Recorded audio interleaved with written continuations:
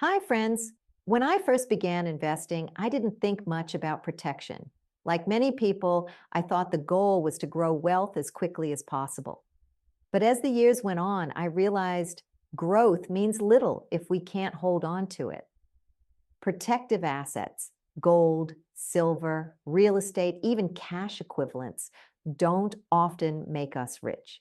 But they do something equally important. They keep us invested when everything else is falling apart. In this issue, I want to share how I've come to see protective assets not as dead money, but as portfolio insurance, and why they are as much about psychology as they are about returns.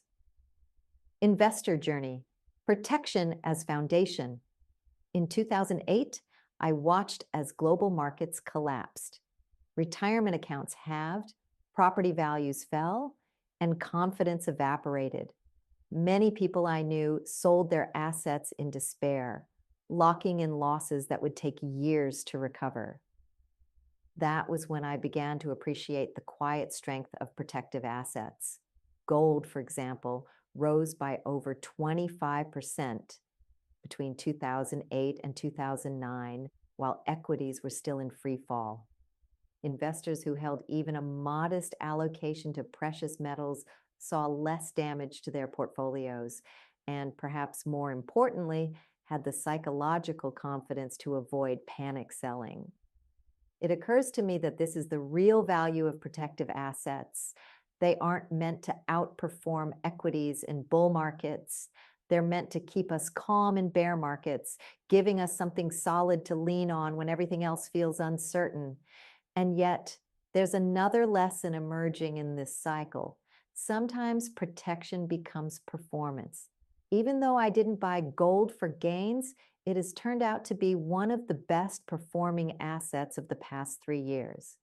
Gold actually becomes an outperformer when the world is in chaos, as it is today. That upside is welcome, of course, but more importantly, it reminds me why I hold it in the first place. It can do more than protect from portfolio fluctuation. It can protect from the very disruptions in the economy as a whole. Over time, I've come to think of protective assets the way I think of insurance. I don't buy insurance hoping my house will burn down. I buy it for the peace of mind that if disaster strikes, I will endure. Protective assets serve the same role. They may lag when markets rise, but they protect the portfolio when it matters most. The mindset shift. The hardest part about holding protective assets is accepting that they may underperform for long stretches of time. In bull markets, stocks soar while gold stagnates. Real estate may look sluggish compared to tech stocks, and it's tempting to think, why am I holding this at all? But over the years, I've learned that the value isn't in their performance relative to stocks, it's in their countercyclical role. In 2022, as markets reeled from inflation and rising interest rates, gold and commodities held steady, while equities fell nearly 20%. That balance mattered. The mindset shift is this: protective assets are not investments to trade, they're assets to hold. I buy them not because I expect them to grow, but because I expect the world to change, sometimes violently, and I want a portion of my portfolio immune to that volatility.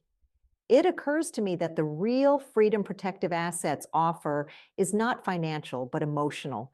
They allow me to stop watching the ticker every day, knowing that part of my wealth is insulated no matter what the headlines say. That peace of mind is priceless. Investor Skills Corner. This issue's glossary highlights some of the concepts and terms referenced in this newsletter. 1. Protective assets. Investments designed to preserve value in downturns, e.g., gold, silver, real estate, and cash equivalents. 2. Counter-cyclical assets. Assets that tend to rise or remain stable when risk assets like equities fall. 3. Portfolio insurance. The concept of holding protective assets as a hedge against market downturns, similar to insurance coverage. 4. Psychological safety net. the role protective assets play in keeping investors calm during volatility, reducing the urge to panic sell. 5, opportunity cost, the returns forgone by holding protective assets during bull markets, the price of peace of mind. Final thoughts. Growth makes us wealthy, but protection keeps us steady. The older I get, the more I realize that protective assets aren't about beating the market. They're about ensuring I don't get beaten by it. So I leave you with this question. Do you see protective assets as a drag on your returns or as the insurance that gives you peace of mind to stay the course? I look forward to your comments. I respond to every email I receive. P.S. If you'd like to learn more or get involved in our Friday discussions, send me an email. I'd love to have you join us.